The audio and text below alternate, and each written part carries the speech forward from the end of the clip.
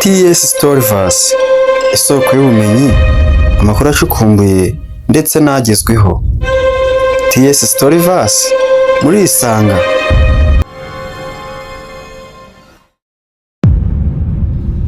Tekereza igihugu gifite amateka arenga imyaka 25,000, igihugu kigeze kuyoborwa n'ubwami bukomeye ku isi, ariko kikaza guhinduka kimwe mu bihugu bivugwa cyane mu makimbirane ya politike ku isi. Ese ni iki cyatumye iki gihugu gihinduka gutyo? Ese ninde wagihinduye? Ese kuki gihora mu makimbirane n'ibihugu bikomeye nka Amerika? Uyu munsi tugiye gutangira urugendo rudasanzwe ku mateka y'igihugu cya Iran, kuva ku bwami bwa kera kugeza ku mpinduramatwara yabaye mu mwaka w'1979.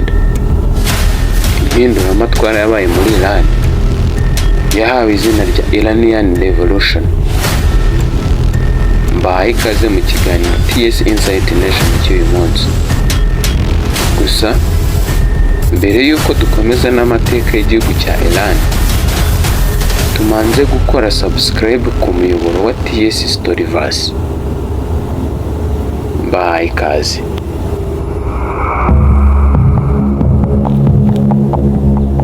Iran ni igihugu giherereye muri Aziya y'Uburengerazuba, aho gihana imbibi na Iraq, Turkiya, Afghanistan ndetse na Pakistan. Iki gihugu gifite umurwa mukuru witwa Tehran. Iran ifite ubuso bungana na kilometero kare 1,648,000. Iran ituwe n'abaturage bangana na 88,000,000. Ni ukuvuga ko ku kilometero kare kimwe muri Iran haba hariho abaturage basaga 53. Abaturage benshi batuye Iran ni abayisilamu. Iran kandi ifite imisozi miremire nka Zagros ndetse na Alborz. Iki gihugu kandi gifite umuco ushingiye ku mbyino n'indirimbo za kera, imyambaro yihariye ndetse n'ibiribwa utasanga ahandi. Iran ifite imisigiti, ibinyabuzima ndetse na Persepolis, umujyi wa kera wa Iran. Ibi byose bikaba bituma isurwa na ba mukerarugendo baturutse mu mpande zose zo ku isi. Igisirikare gikomeye cyane ku isi ndetse kibarizwa mu bihugu 16 bya mbere ku isi bifite ubuhanga n'ubumenyi mu bya gisirikare, cyane ko n'ikoranabuhanga rizwi nka nuclear technology ryabyoroheje.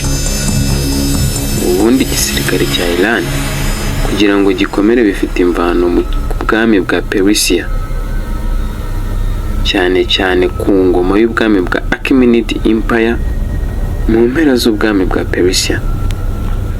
Iki gisirikare cyari kimwe mu byari bikomeye ku isi muri ibyo bihe. Cyari gifite ingabo zitwaga Imotoz, aho abasirikare 1000 bahoraga biteguye urugamba. Cyashoboye kwagura ubwami bugera mu bice byinshi bya Aziya n'Uburayi. Ubu bwami buvuyeho hakurikiyeho ubwami bwa Safavid ndetse na Qajar.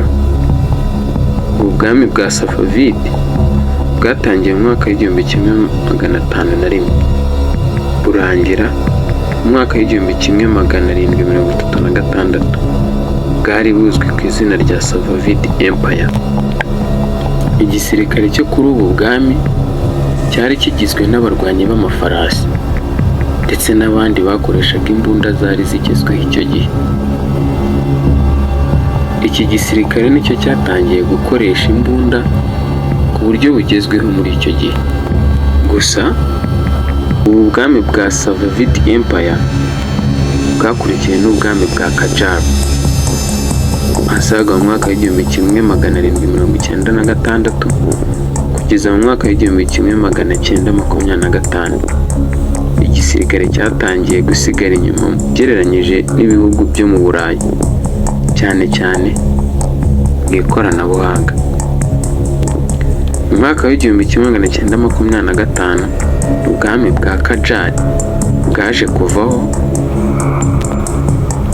hajyaho ubwami bwari buyobowe na Pahlavi Dynasty. Mu gihe cy'ubwami bwa Pahlavi bwahereye mu mwaka w'1925 kugeza asaga mu mwaka w'1975, ubu bwami bwakoze amavugurura akomeye. Ubu bwami bwubatse igisirikare gikomeye gishingiye ku bufasha bwahabwaga na Amerika. Muri iki gihe Iran yari kimwe mu bihugu bifite igisirikare gikomeye mu burengerazuba bwo hagati, ikaba n'inshuti y'akadasohoka ya Amerika. Ahasaga mu mwaka w'1979 habayeho impinduramatwara muri Iran, aho yahawe izina rya Iranian Revolution. Iyi Iranian Revolution isa naho ariyo yahinduye byose. Ubwami bwakuweho, Ayatollah Ruhollah afata ubutegetsi. Iyi mpinduramatwara yiswe Iranian Revolution yatumye n'igisirikare kivugurura. Islamic Revolution Guard Corps. Iyi IRGS niyo irinda ubutegetsi bwa Kisilamu buyobora Iran. Ubu igisirikare cya Iran kigizwe n'ibice bibiri. Igice cya mbere cyitwa Artesh, kigizwe n'ingabo z'ikirere, ni ukuvuga ingabo zirwanira mu kirere, ingabo z'inyanja zizwi nk'abamarine, ndetse n'ingabo zo ku butaka. Igice cya kabiri ni IRGC, igisirikare cyihariye cya Iran, gishinzwe kurinda ubutegetsi. Iki kandi gifite ibikorwa hanze ya Iran, aho ibikorwa byacyo twabisanga muri Syria, Iraq, Liban ndetse n'ahandi. Igisirikare cya Iran gikomezwa cyane no gutera imbere mu gukora misile, drone n'intwaro zo mu mazi.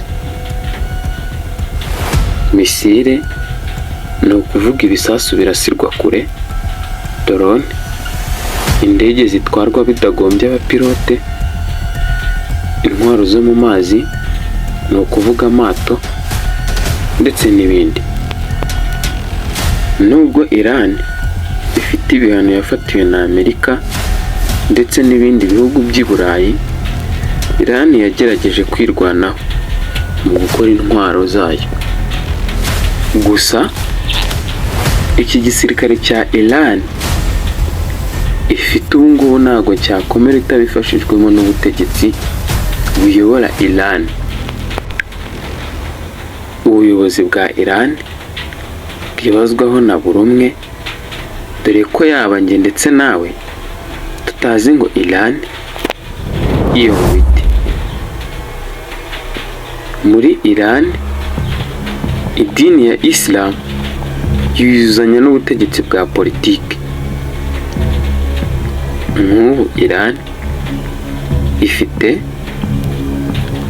umuyobozi w'ikirenga, Supreme Leader. Uyu niwe ufite ububasha bukomeye kurusha abandi bayobozi bose bo muri Iran. Agenzura igisirikare, ni ukuvuga cya gisirikare kigabanyijemo ibice bibiri twabonye. Igisirikare gikomeye twagereranya n'igisanzwe cya Iran, ndetse na cya gisirikare cyihariye cya Iran aricyo IRGC. Agenzura kandi itangazamakuru n'ibyemezo byose niwe ubifata bya Iran. Iran kandi mu buryo budasanzwe abantu benshi batuye isi tutazi igira perezida wa repubulika. Uyu perezida wa repubulika wa Iran niwe uyobora ibikorwa bya leta, imishinga ndetse n'imiyoborere isanzwe ya umunsi ku munsi muri Iran. Atorwa n'abaturage ariko amanza kwemezwa n'idini ya Islam, ari nayo twavuga ko itanga abayobozi benshi bayobora Iran. Iran mu buryo budasanzwe kandi igira inteko nshingamategeko. Inteko nshingamategeko ya Iran yitwa Majlis. Inteko nshingamategeko ya Iran niyitegura amategeko ikanagenzura n'ibikorwa bya leta ya Iran. Iran kandi igira akanama k'abarinzi b'itegeko nshinga bazwi ku izina rya Guardian Council. Aka kanama k'abantu bava mu idini ya Islam bahuzwa na bamwe mu nzobere mu mategeko muri Iran kagenzura niba amategeko yashyizwe ajyanye n'idini ya Islam. Aka kanama kandi ni nako kemeza biyamamaza kuyobora Iran. Iran kandi igira akanama gatorwa n'abahanga mu idini. Aka kanama kazwi ku izina rya Assembly of Experts. Assembly of Experts ni ifite inshingano zo guhitamo umuyobozi w'ikirenga wa Iran. Iran ni igihugu kiyoborwa n'umuntu umwe, Supreme Leader, umuyobozi w'ikirenga wa Iran. Hanyuma nyuma y'umuyobozi w'ikirenga wa Iran ariwe Supreme Leader, haba perezida wa repubulika n'izindi nzego zimufasha ariko zigenzurwa n'ubuyobozi bw'idini ya Islam. Aya ni amwe mu mateka ya Iran ubu iri mu ntambara yeruye na Amerika ndetse na Israel. Ese Iran izatsinda iyi ntambara cyangwa Trump na Benjamin Netanyahu bayoboye Israel ndetse na Amerika nibo bazayitsinda? Reka tubitega amaso. Ndabashimiye mwe twabanye mu kiganiro TS Insight Nation cy'uyu munsi.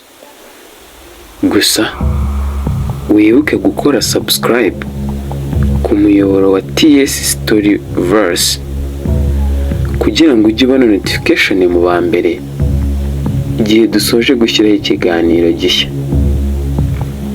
TS Storyverse, igicumbi cy'ubumenyi n'ubuhanga. Amakuru acukumbuye nta handi wayasanga ni kuri TS Storyverse.